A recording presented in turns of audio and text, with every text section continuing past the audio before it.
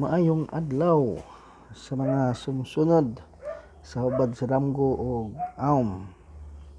Laing mga damgo na pod atong hatagag hubad karong adlaw. Ari ta magsugod sa nangka. Kung imong kanon og tamis ang nangka sa imong damgo, nagkahulugan kini nga magmalipayon ka sa imong paghigugma o muuminto ang imong negosyo. Pero kung dunot og tab-ang sa imong pagkaon ang nangka, nagkahulugan nga magkabingkil kamo sa imong hinigugma o kung dili mahilot kuyaw nga magkabulag. Muna ang nangka okay lang kung tamis, pero tabang dili maayo. Pasidaan nga kung damuhon kag nangka nga dili lami sa pagkaon, magamping kagayod aron walay daotan nga mahitabo. So pasidaan ni. Sunod, napkin. Kung magdamgo kag napkin, nagkahulugan matod pa diri sa libro ni Professor Swami, nagkahulugan sa kalipay nga imong makaplagan, malipayon ka sa kinabuhing sosyal, reunion sa pamilya, kun ang napkin limpyo. Nasod, matud pa sa libro ni Professor Swami nga kun magdamgo ka sa imong nasod, nagkahulugan nga pasidunggan ka sa katawhan tungod sa imong maayong binuhatan. Kung ang imong nadamguhan laing nasod, kini nagkahulugan nga dunay mo offer or motanyag kanimo og trabaho sa gawas. Nati or kanang gamayng baka, kanang baguhay pannalutas. Kung magdamgo ka sa nating baka, kini nagkahulugan sa pagtubo sa imong puhunan, dakong kwarta nga umaabot og malipayong pagpuyo.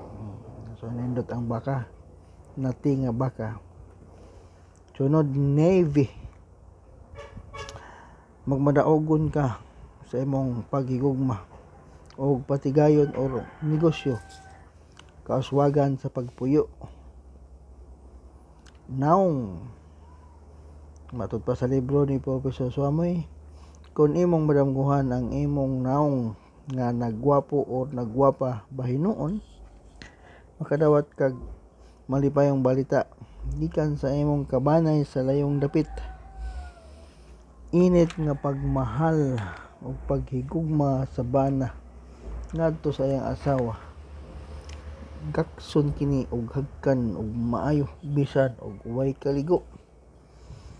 Kun bati ang naong nga imong madamguhan, mapurdoy ka sa negosyo, bihagon sa lain ang imong uyab nga mamords, uy, malas.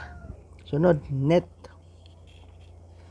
Pagbantay sa mga kaaway nga nagdumot kanimo, naglaraw og daotan aron sa pagtumba kanimo.